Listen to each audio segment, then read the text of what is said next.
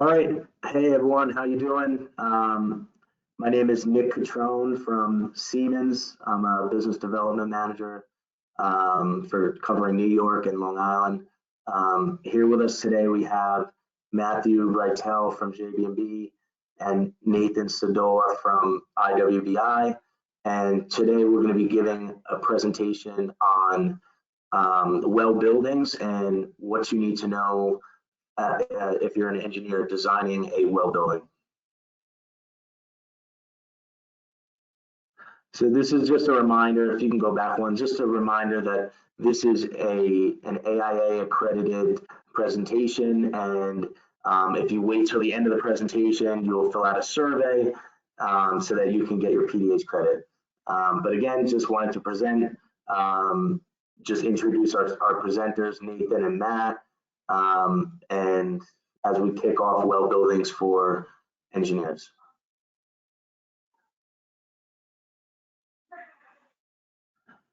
So these are the learning objectives that you need to know for the course.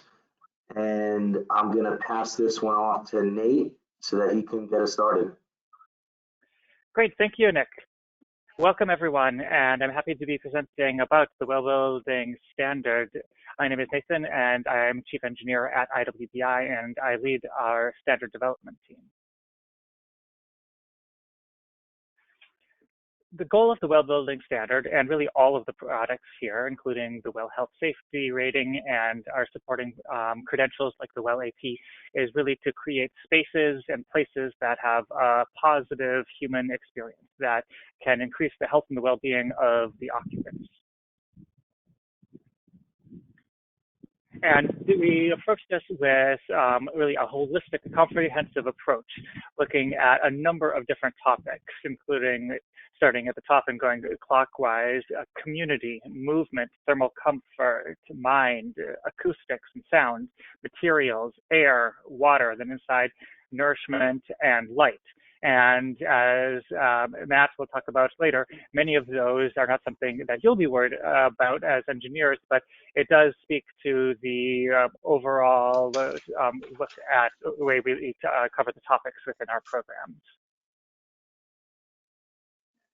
And that the well building standard first launched about 7 years ago almost, and since then there are nearly 2 billion square feet of projects that are pursuing the well building standard or the well health safety rating or have already achieved it in almost 100 countries, and they're supported by nearly 20,000 individuals who either have or are pursuing their well APs. And looking at all of the continents, of course, except Antarctica, across the world. And one of the key things about the well building standard is that it is a certification program. That our standard development team here and our research team works at identifying and enunciating a lot of the key strategies to create healthy buildings and places that are there. But what really differentiates that from a set of guidelines and good ideas is the third-party verification through IWBI and our certification partners, GBCI, so that people know that these spaces have been looked at by an independent party, and that instills an additional level of confidence in the space. What underpins that that third-party certification is the idea of verification, that all of the features within well are not only ones that are shown by research to have positive effects, but are written in a way that they can be verified, that IWBI and GBCI can look to see that this building has or has not met each of these particular features within the program. Broadly, there are two main categories of the types of verification.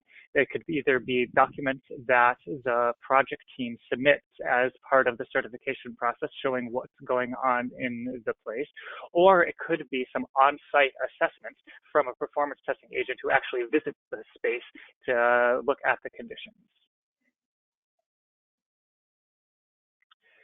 Digging into the project team documentation, we'll look at some specific examples and the types that you might encounter if you're working on a well project. The first is the letter of assurance, which is basically what its name describes. It's this document where a professional says, yeah, I did that. There are templates available online that basically reproduce the feature requirements. So you'll see here, for ensure adequate ventilation, we've got a line that's added that says, this project is designed to meet the parts selected below. And the engineer would check off which one is being done, and then signing at the bottom saying that, yes, that is true, that's there. And this type of documentation here, it's fairly, let's call it minimalist. And because of that, most of the documents most of the features that have a letter of assurance also have some accompanying type of documentation that's there. You might be putting in a letter of assurance that you're designing the system to have MERV filters or 14 filters installed, and signing off on that. But then the project won't actually get awarded the feature until there's a photograph taken by the performance testing agent on site to show that those have been in place. Or this one here, a quality ventilation system will affect all of the air quality features and feature A01, so that there's always, for these letters of assurance, some level of backup, an additional proof that the building will demonstrate to show that it has been met.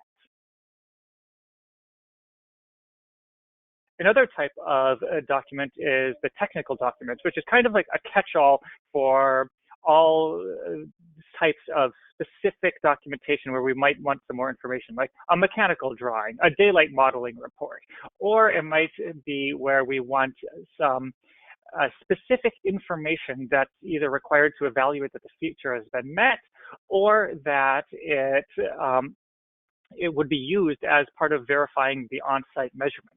So for example, we can look at the thermal performance feature. This is one that's verified through on-site tests, but it also is requiring that the project teams submit the document that shows the method of conditioning that's used, and also which of the targets for the predicted mean vote they're doing, and then also the design assumptions that they're including. What was the assumptions of the clothing installation and the metabolic rate that you were using when you were making the design calculations? That way, when the performance testing agent is on site measuring things such as mean radiant temperature, dry bulb temperature, humidity, they'll be able to calculate the PMV in the same way that the space was designed to, depending on what the flexibility, and that gives the teams flexibility in their considerations.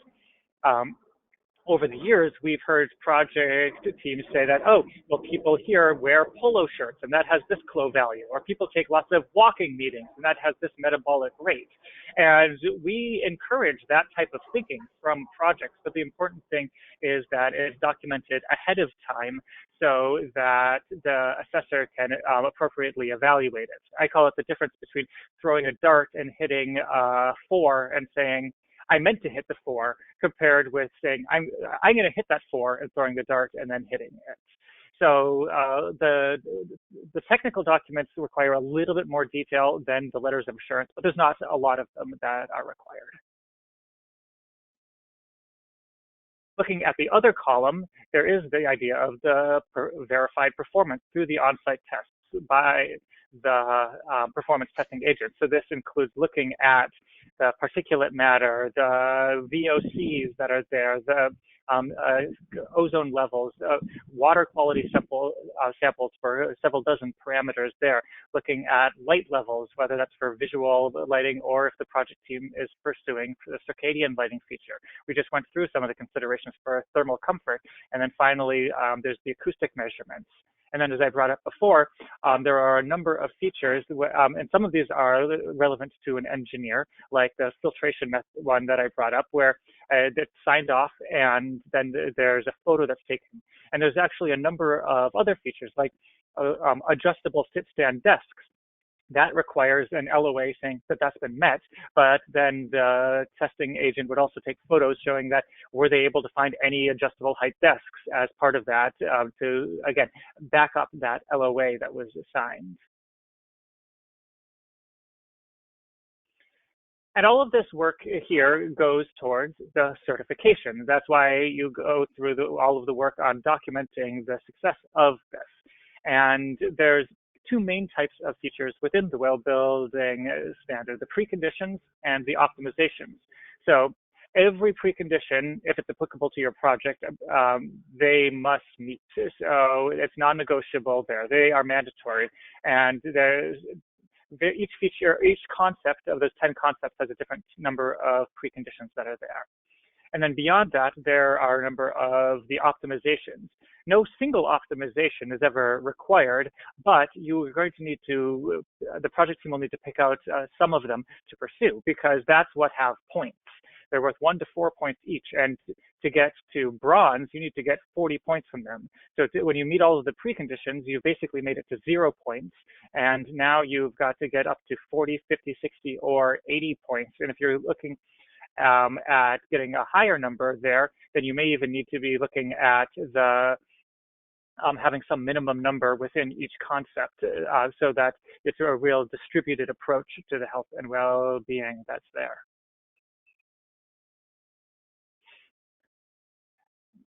There are two main types of projects that are when you're working within the well building standard, especially looking as we're trying to simplify and consolidate things within our well V2 system. It's owner occupied, and these are ones that are fully fit out and occupied by the project owner. So we're talking about the project owner is the same as the person occupying the space. So this would also include an interiors rented space, because the project owner let's say like some law firm or an engineering firm or a bank, even if they're renting space there, they're the project owner from a well point of view, and they're the ones that are occupying the space. So the features cover the whole project. There's no question of scope. Basically, every feature applies to the whole area. In contrast, there's well core, and this is a base building that rents out space to one or more tenants that are there. And here, the scope is going to vary by feature, because obviously the tenants sometimes do some of their own work in building out, and a lot of the policies that might be found in Mind and Community clearly wouldn't apply to the tenants there. So when you click on the little toggle there, that we see on the next slide, that it will show like what the scope is for a particular feature if you're doing well core. The other thing to note is that well core projects can get any level of certification without worrying about getting the minimum number of points per concept. They still have to get 60 points to get to gold, but they don't have to worry about getting 2 per concept. So in the example here, we see increased outdoor air supply. This says that this feature applies for core projects for the whole building. And then it has a caveat that explains that in a little more detail. What this means is that your base building has to supply an amount of air such that it's delivering it to the tenants to meet the requirements and within the feature there. But the ducts are not required, because a lot of times a core project might wait until the tenant moves in to install the ducts, or the tenants may do the ducts themselves depending on their configuration and layout. That's not known in advance. So this guidance will provide the details on what specifically a core project needs to do. And you'll notice here that this feature is worth a lot of points, because it really affects everyone within the building there. And another example is here, install air monitors. This one says that it's only required in non-leased space, like the building lobby, the back of house. So that the project will meet this feature just by applying it in those areas. And you'll notice that here it's only worth a half a point. So the core points have been adjusted because of the small scope that is provided here. This isn't applying to all of the spaces within the building. But we also note that if you do go and install environmental monitors in all of the tenant space too, then you're eligible for an extra point there. So if you're working on a core project, pay very close attention to what the scope is of each feature. And then, assuming everything goes well, the project becomes certified and celebration is in order. But what you have to remember is this is not a one and done thing. The certification is valid for 3 years. So It's not something that you can just keep your plaque on indefinitely and walk away and say that, hey, yeah, remember when we did this project was well certified 5 years ago? It's something that there's follow-up on. So for 3 years, they've got to account for any changes that could have affected the features that took place within the building and undergo another set of performance measurements that happened there. And there are also several features that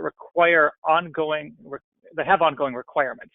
And there's two main types there. Sometimes it's the reporting of the data that's gathered. So for example, in that air quality monitoring feature that we just showed, not only does the project have to install those monitors, but they need to submit the data from those monitors to IWBI. If it's, in that case. Or there's other ones where we want proof of maintenance, that we want to know not only that you installed your MERV 14 filters, but demonstrate each year that you're actually replacing them on the schedule that you're supposed to. So as an engineer here, it's going to be important for you to get buy-in and do essentially a handoff package to the owners there so that they know what things that they need to do. Of course, to meet the well requirements there, but all of these requirements are also based on the fact that these are things that should be done and often are not. So it's paperwork, but it's also paperwork that's based on maintaining the quality of the space that's there.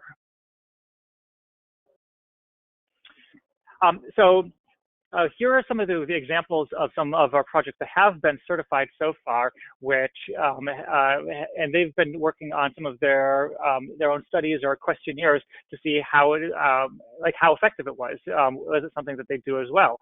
And as you can see here, generally they found that yes, it was great. The ASID headquarters found that their employee absenteeism decreased by almost a fifth compared to their old office.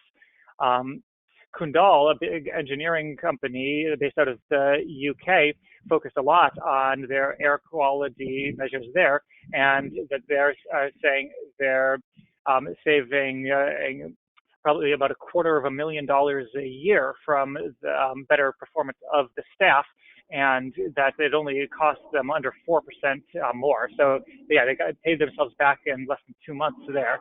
And then finally in Landsec here, again, we're talking about on the order of 3% total project cost, and they found great response from all of the staff here. So these are all cases where these are owner-occupied projects where they had great luck with that. I'm now going to turn things over to Matt to talk through more information on what an engineer specifically needs to know, and talk through a core project that he's worked on and some of the lessons learned as part of that.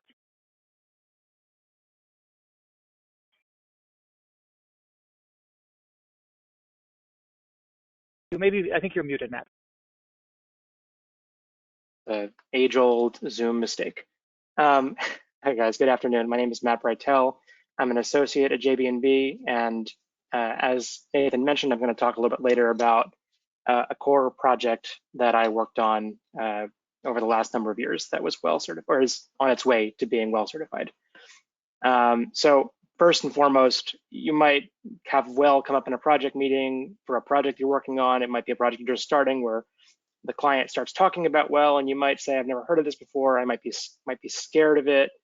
You might be, think about LEED and think about that process and think that they're similar. I just kind of want to stop there and just start with that to say that, well, as Nathan had mentioned, is performance-based. And so from that should kind of set the tone from here on out. So you don't have to worry about specifying a well certified this or a well certified that. It's all performance based. It's all outlined in which credits, which features you go after. So at the very beginning of the project, you would sit down with the well consultant for the project, as well as all of the key stakeholders, the architect, the owner, the contractor, and yourself and the well consultant. And you decide which level of well the project would go after and which features the project would go after, as Nathan had mentioned earlier. Depending on which level you go after, it will require you to have a certain number of features within that within each category. And we'll talk a little bit about some of that in the next slide.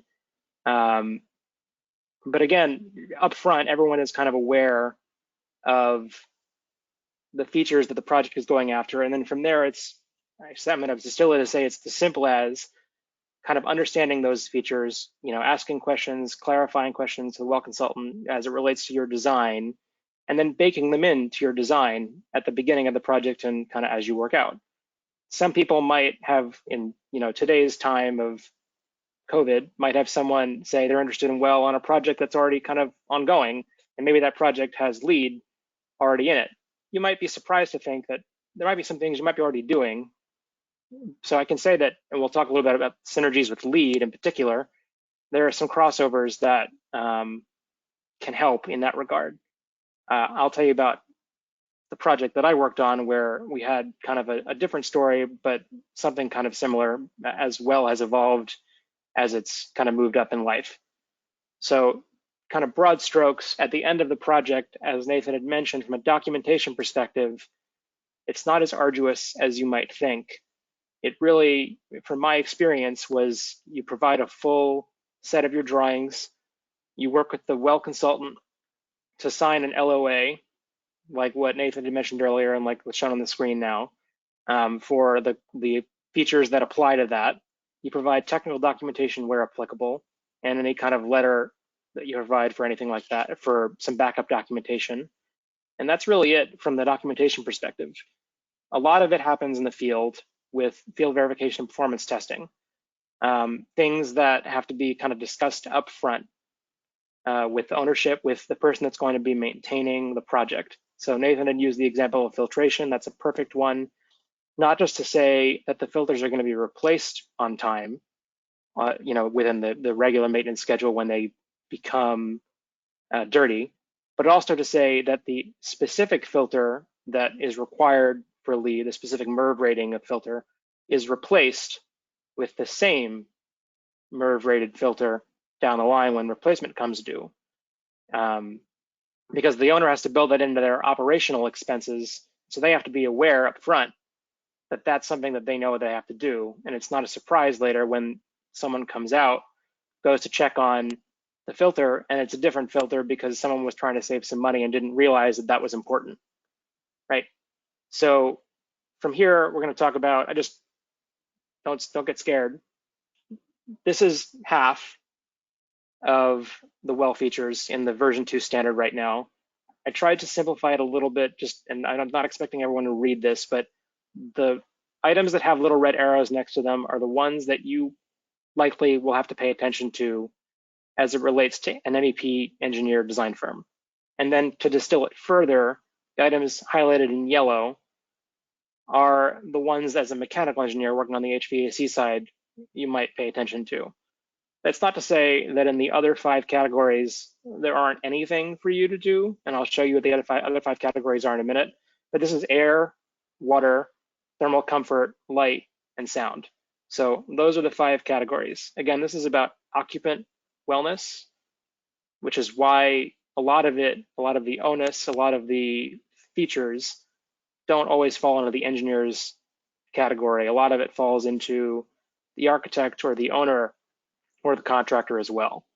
So don't get overwhelmed. It may seem like a lot up front, but once you kind of understand what's required for the project, it can become very manageable.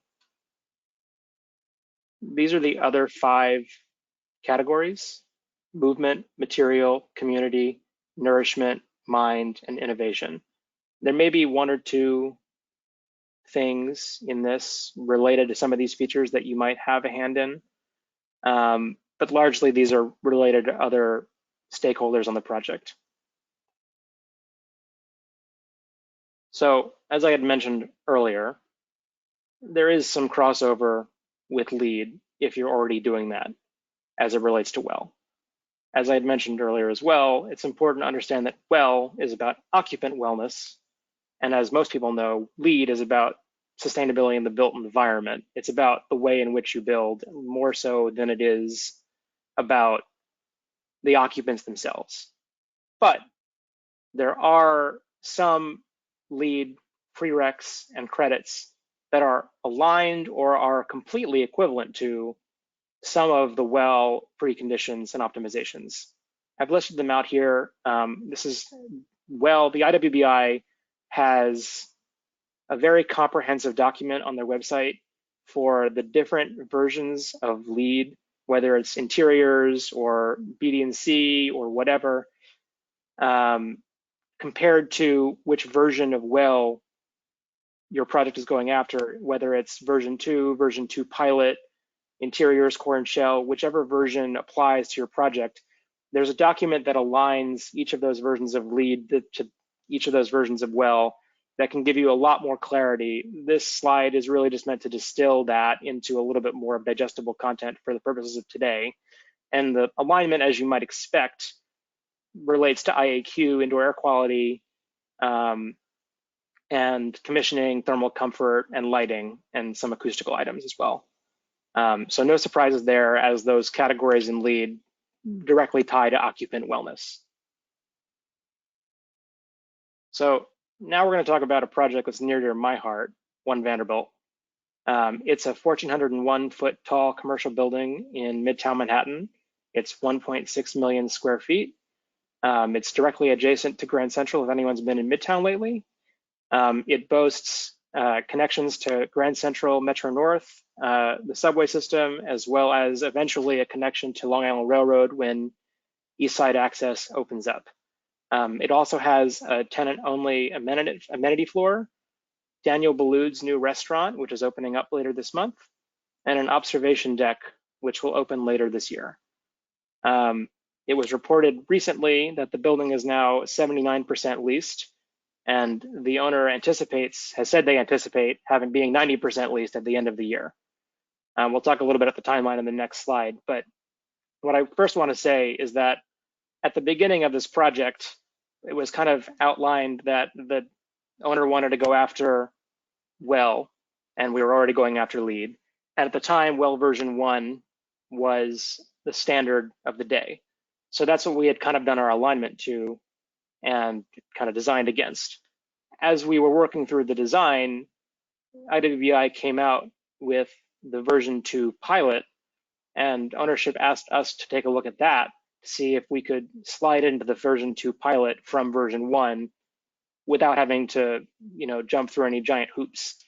And we were ultimately able to do that. And the reason for that largely is that it's a spec office building, but what makes the building special is that because of the way in which it was designed, we had a lot of flexibility baked into the design up front, because the owner was very clear that they wanted to be able to cater to whatever tenants' needs would be in the future, whether it be space, whether it be increased ventilation, whether it be densification, any of those items and more. So we had a lot of flexibility built into the building up front that allowed us to adjust and retack where we were going depending on the needs of the project, whether it be for the tenant or from the ownership perspective. So a little bit about the project history. We broke ground on the project in 2016. In 2019, they structurally topped out. In 2020, they got TCO and they had the ribbon cutting for the building. And then later in 2020, tenants have started to occupy, and the owner ultimately moved their headquarters into the building later that year as well. So I'm going to talk about 3 well features. I tried to pick 3 specific features because of the changes between the version 2 pilot and the new version 2. So the 3 that I'm going to talk about here still have applicability to the version 2 that haven't been kind of absorbed into other features. It makes it a little bit easier to talk about. So in this one, enhanced ventilation, there is an alignment to LEED, similar IAQ feature. So well is asking for an increased ventilation by 30% over ASHRAE 62.1, as well as a demand control ventilation system to adjust based on different ppms of CO2, and you get varying points for whichever that you do.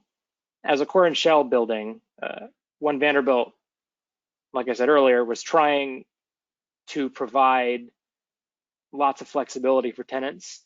And so the owner, whether it be for LEED or this, had already had an interest in having an increased ventilation to the floor. So we had already designed that in. So that was an easy addition point for us. And then as well as that, we built in the capacity in the BMS for the tenant to add demand control ventilation. I'll talk about it at the end, but basically, as Nathan had mentioned earlier, this is a core and shell building.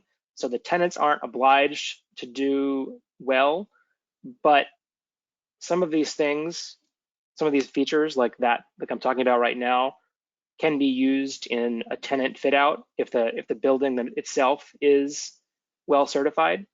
The tenant, when they do their interiors feature list or their certification, they can take advantage of some of these things that were done by the base building in their list of features. And so in this example, they can apply demand control ventilation without a heavy lift because of the way in which the building was set up.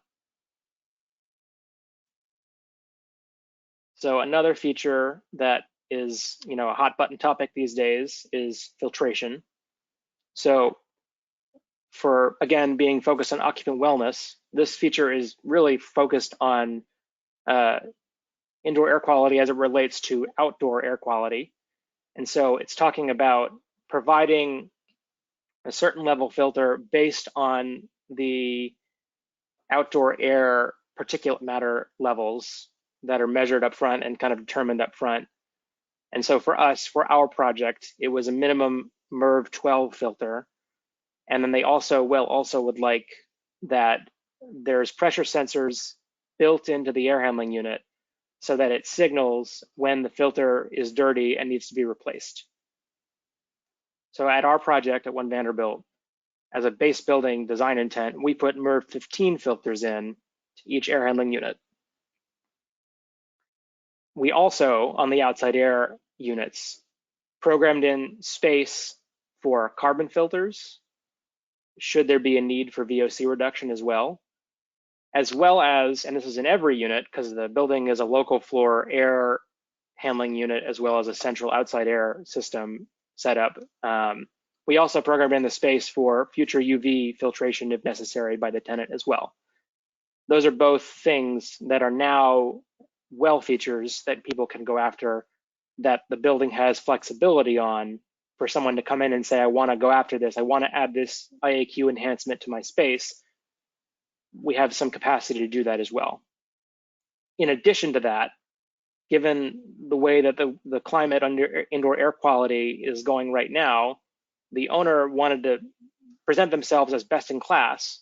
And so they're voluntarily upgrading their filters from MERV 15 to MERV 16 because the building is so flexible. That wasn't really a big deal issue-wise on fan power or on pressure drop. And so they were able to do that. They, at the same time, were aware they had to maintain the MERV 15 rating. And as such, they were very clear that they had to upgrade.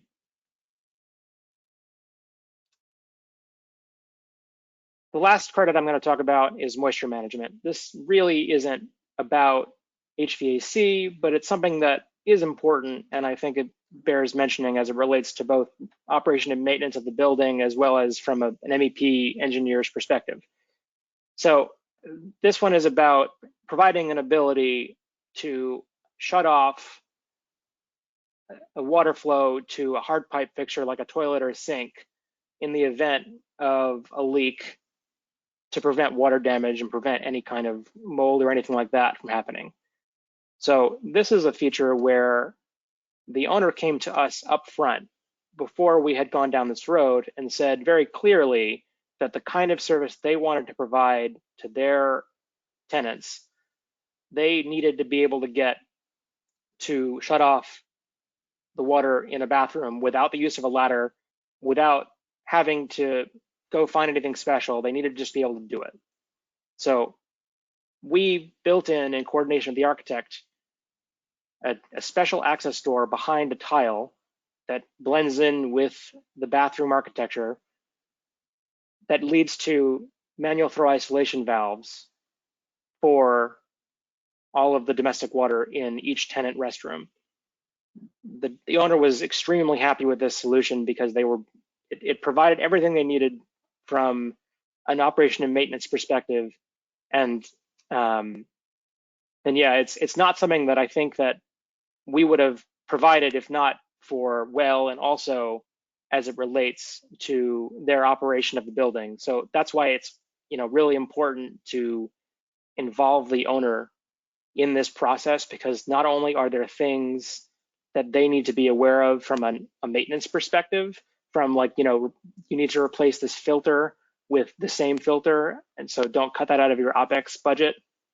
There are things that they might want that they already were willing to pay for no matter what, that kind of have a tie-in to the well standard like this one.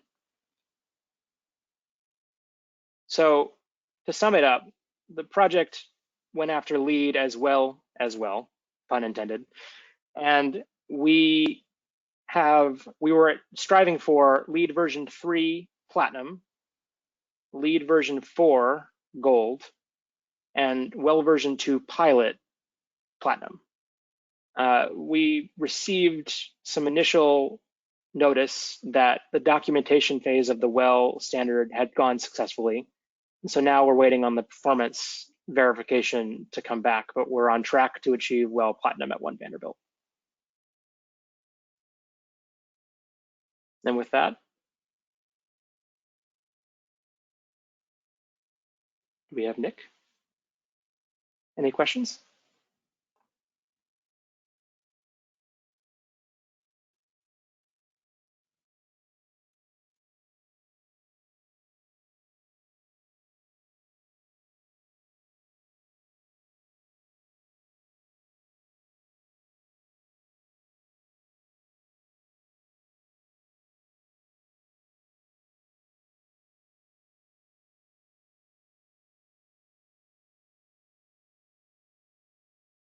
All right, guys, we have some questions here in the chat. Thank you so much, Nathan and Matt, for presenting. So here's a good question, and Matt, you were kind of hitting on it. What are some of the key differences between LEED and well, and how often is it that you'll see both of the requirements on a specific project?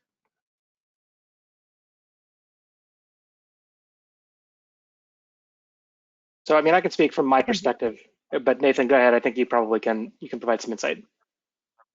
Sure, yeah, I'll start. So there is some similarities. I mean, both of them are leadership rating programs for buildings. And the major difference is that the primary goal of LEED is environmental sustainability, and the primary goal of well is the enhanced occupant experience within. Now, LEED does get into IEQ a little bit, and there's sometimes we like the same things for different reasons. Like LEED promotes bikes and stairs as an alternative to more energy-intensive travel. We promote them as a more physically active form of travel. So because of these similarities, there's actually a lot of projects that are pursuing both programs. And as Matt may have mentioned, we've produced these crosswalks where if you are certified under LEED, we've mapped the different requirements so that you could use proof of award of a particular LEED credit toward the well feature. And then in addition to that, because we recognize that planetary health definitely has an impact on human health, we award green certified projects, including LEED, with 5 points in innovation.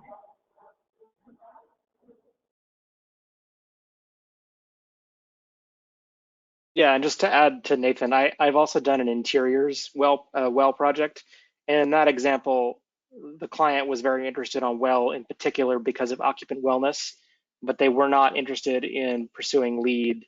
But obviously, in this core and shell building example, they were interested in both. I think for both reasons, but also because there was a lot of synergy.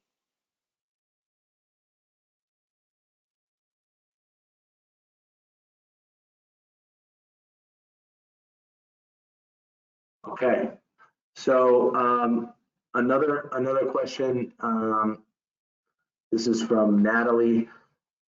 How is the certification enforced after the 3 years? And what prevents the building from keeping up the seal and not having to be recertified? So after 3 years, that's when or a little bit before 3 years, is when we'll start sending out reminders saying that your time is coming up. Please work to schedule your recertification and enroll in the program. And if a project goes through with that, we have pathways that they can streamline things the second time to minimize documentation submissions if nothing's really changed. There's the reduced amount of testing like particulate matter or VOCs if nothing's really changed, because we're just trying to see that things are being more or less maintained. It's not the same level of assessment as the first time through. But if they don't do that, then they're required to not display the plaque anymore. And while we don't have a team of ninjas who will go around in the middle of the night and pry the plaque off of the building, if they don't recertify and maintain and keep the plaque on, it is like in violation of the certification agreement. And then we'll on our websites that we have, they may not be listed as a certified project anymore if their certification has expired. So another question that came in is regarding the certification within the base building versus the tenant space.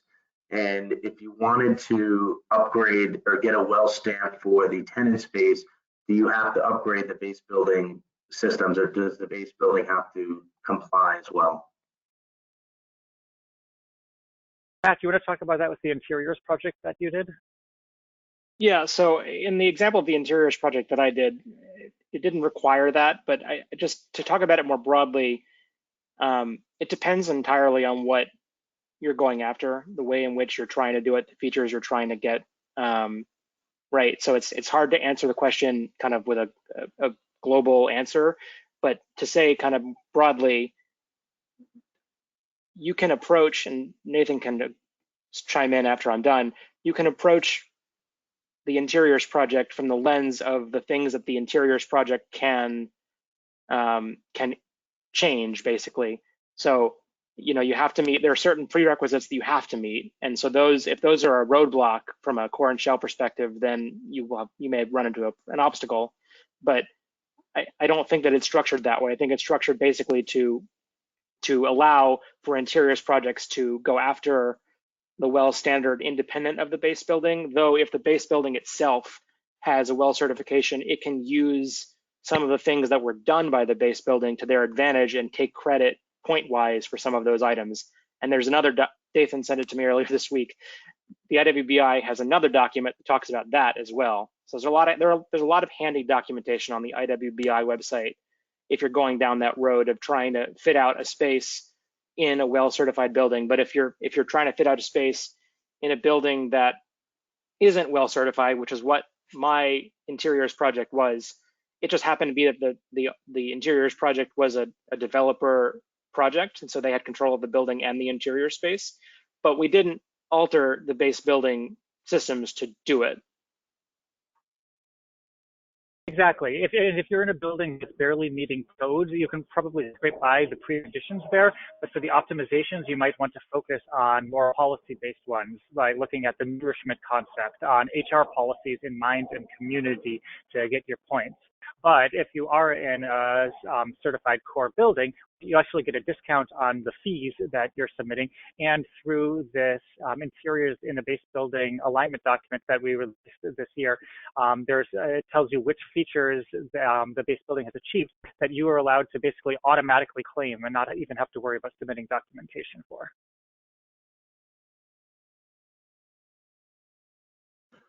Awesome. All right, so I have another one here. This one, okay. Do you need to monitor radon on a daily basis to meet well gold? And how do you choose an air quality monitor for your office building? So Radon is an interesting one, and one of the changes that we made as part of the V2 pilot that we kept with Well V2 is that it's only required to be measured for projects that are naturally ventilated. If they're mechanically ventilated, then no measurements are even required.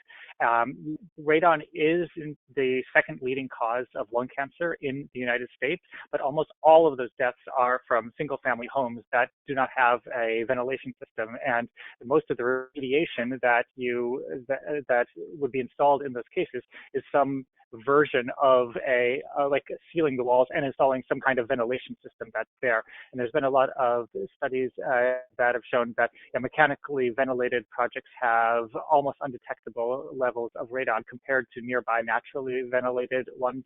So radon, it only needs to be measured as part of the initial certification, and then only if naturally ventilated.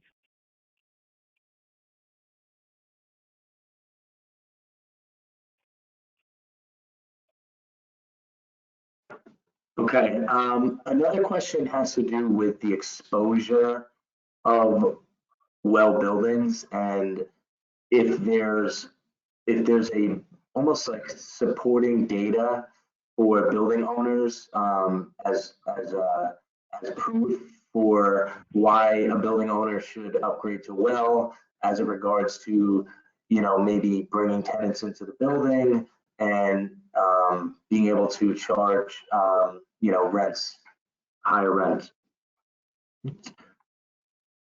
Sure, I can talk through some of the resources here, and then I don't know if Matt, you want to chime in on anything that you encountered on like why the things you've worked with have elected to do that. So all of the features in our digital standard, it lays out the specific requirements and the documentation, but for each of them, there's also a feature background above, which is a couple of paragraphs that explains the rationale, like why this is a public health issue, why the strategies being recommended are appropriate. This is there. And that's short and concise and gets it to the point. But we've also we had a lot of feedback saying that people wanted more, especially in the academic setting, but even from other clients. So this spring, we released what we're calling research briefs that for each of the features go into even greater detail on the importance of the strategies that are included as part of that. Yeah, I would just add from my perspective on the project that I worked on in particular, the owner was very clear that they cared about occupant wellness and they wanted to use well and LEED as a part of their marketing material. And you know, in the last 12 to 15 months, when IAQ has become an increased, people have been paying attention to it more. The building was well positioned, pun intended again, as a function of having its improved indoor air quality. And they were able to upgrade the filters to kind of go on top of that, to go beyond what well was doing. So I think in my experience, the value is in the kind of building they're trying to market to their tenants, and to be able to say to their tenants, we care about your wellness, and we're providing these things as in, you know, for that basically. So the client that we worked with was very interested in that, and it mattered to them as it related to leasing their building. And I guess you could say the evidence, the proof, is in the leasing numbers that I told you earlier. So they're pretty leased up for a building that just opened last year.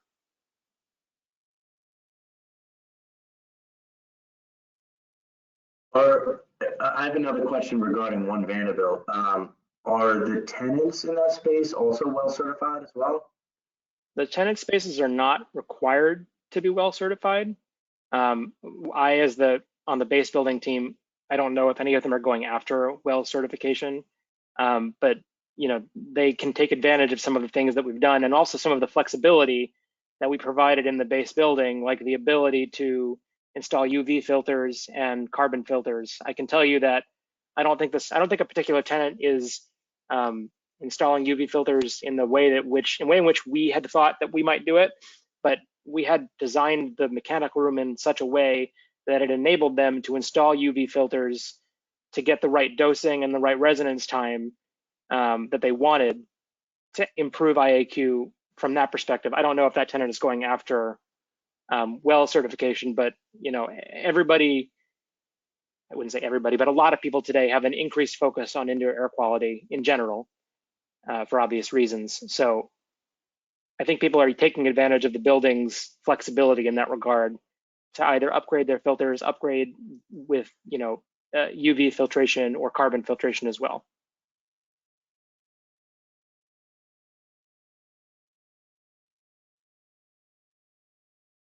Great. And this may be a tough question to answer, but do you have any idea about the cost differences associated with a well building HVAC upgrade versus standard HVAC upgrade? So can we talk about the costs associated with it? I don't know that I can answer that question, but Nathan, I thought one of your earlier slides had talked about a percentage difference in overall build cost of the project. So that might be the number that I don't know if it's specific to HVAC, but talking about it at the whole maybe kind of proves the point. Yeah, that those are like there were the two projects, I think Landsec and Kundal, that both found it was 3 to 4% extra total cost to look at the entire well building standard as part of their project.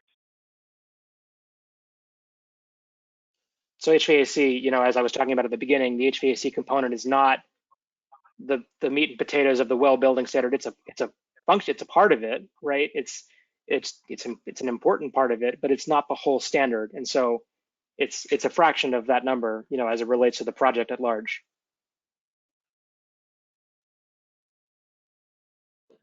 Great. I think we answered like most all of the questions that I'm seeing in the chat. So if anyone has any other questions and they want to speak up and unmute themselves and throw one out there, feel free to.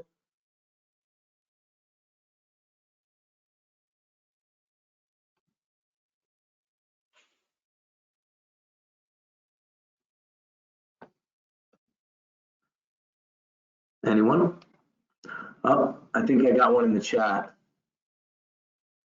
Do you have experience to share dealing with schools? So I think the question is regarding well buildings in schools. Yes, so we have had a number of schools. I will admit, commercial office is probably the bread and butter of the well building standard, but that isn't to say that there aren't other typologies. There are a number of schools in Ohio that have joined our well portfolio program, and the same with in Fairfax County in Virginia, that there's a number of K-12 schools that have joined the program there. We've had a couple of college buildings across the country that have also enrolled to be part of the program.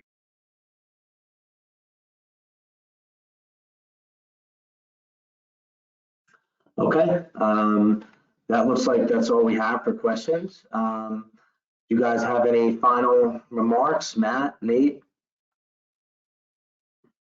I just want to say thank you for the opportunity to present on this, and thanks again for everyone who's tuning in for lunch. Yeah, thank you as well. This was fun. Check out ASHRAE New York. There will be some more webinars in this lecture series. We're excited to kick this off with well buildings. There was a high demand for it, so I'm glad we were able to get these two presenters up here and talk to you guys. So please fill out the survey at the end so that you guys can get your PDH credit. Have a good one. Thank you.